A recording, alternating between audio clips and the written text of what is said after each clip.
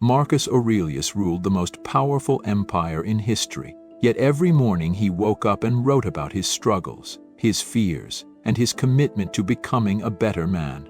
While weak men chased external validation, the strongest men in history built their power from within. Today, you're going to learn the ancient mental framework that created unbreakable warriors, emperor-philosophers, and men who changed the world. Look around you.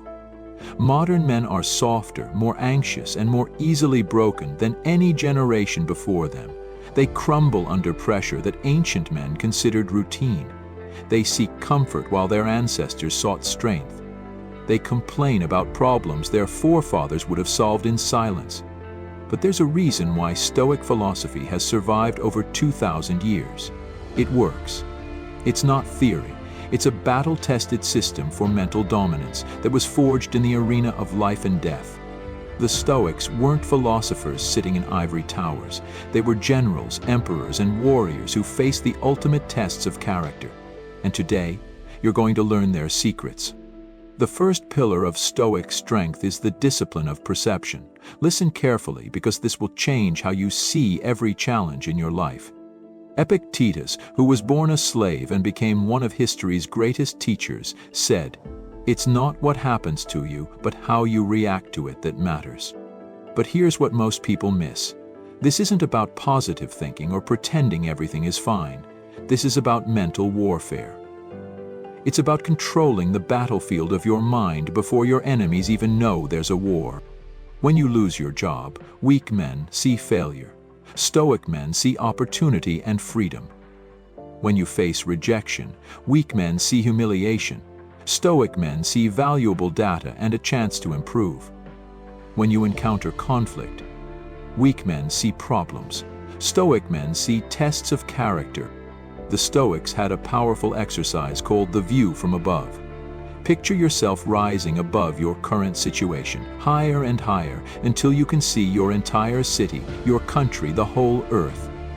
From this perspective, how significant is your current problem? How much will it matter in 10 years? This isn't about minimizing your challenges, it's about right-sizing them. It's about maintaining the perspective of an emperor while handling the problems of everyday life. The second pillar is the discipline of action.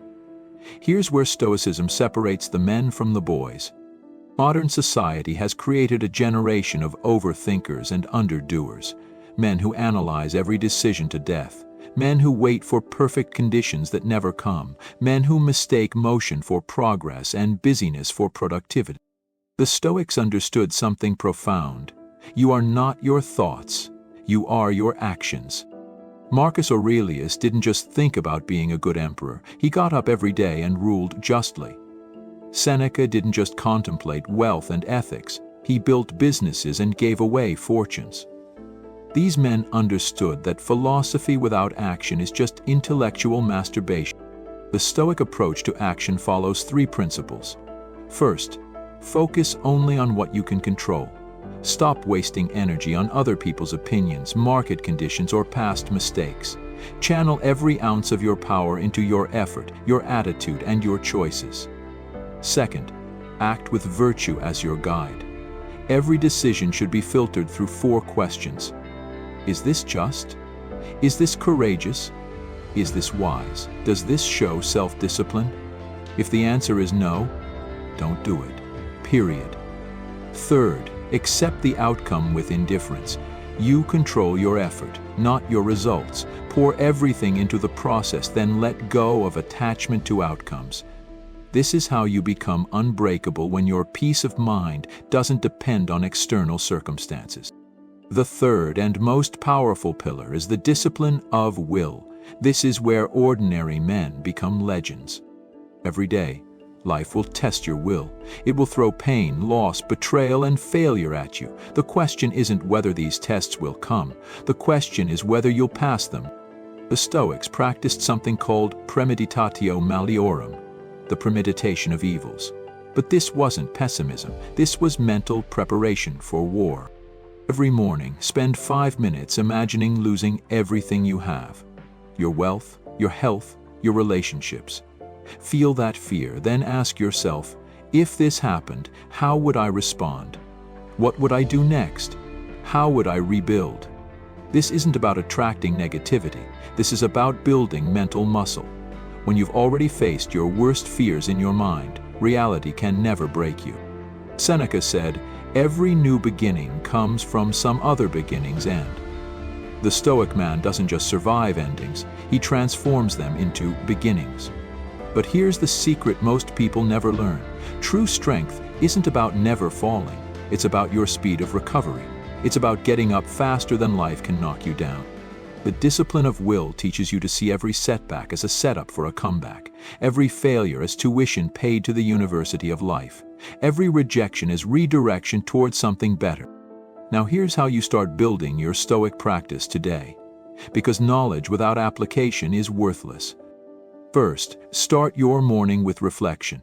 Before you check your phone, before you speak to anyone, ask yourself 3 questions. What can I control today? How can I serve something greater than myself? What kind of man do I want to be? Second, end your day with review. Every night, examine your actions. Where did you act with virtue? Where did you fall short? What did you learn? This isn't self-punishment. This is self-improvement. Third, practice voluntary discomfort. Take cold showers, fast occasionally, sleep on the floor. Do things that are hard when you don't have to, so you'll be ready when you do have to. Fourth, study the classics. Read Marcus Aurelius' Meditations. Study Epictetus' discourses. Learn from Seneca's letters. These aren't just books. They're manuals for mental warfare written by history's strongest men. Remember, the Stoics weren't trying to eliminate emotions. They were trying to master them. They weren't trying to avoid problems. They were trying to solve them with wisdom and strength. Here's the truth that most men never learn. Your circumstances don't determine your character. Your character determines how you handle your circumstances. You can complain about the weakness of modern society, or you can choose to be different. You can follow the crowd toward mediocrity, or you can walk the ancient path toward strength. The Stoic man doesn't wait for motivation. He acts from discipline. He doesn't seek easy paths. He builds the strength to handle difficult ones.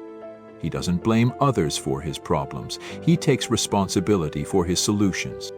If this video awakens something in you, if you're ready to join the ranks of mentally unbreakable men, then subscribe to Mind and Success. Ring that notification bell, because we're just getting started. Your ancestors survived wars, famines, and plagues to get you here. The least you can do is survive your own excuses. The question isn't whether you have what it takes to be great. The question is whether you'll choose to use it. Welcome to the Brotherhood of the Unbreakable. Your Stoic journey starts now.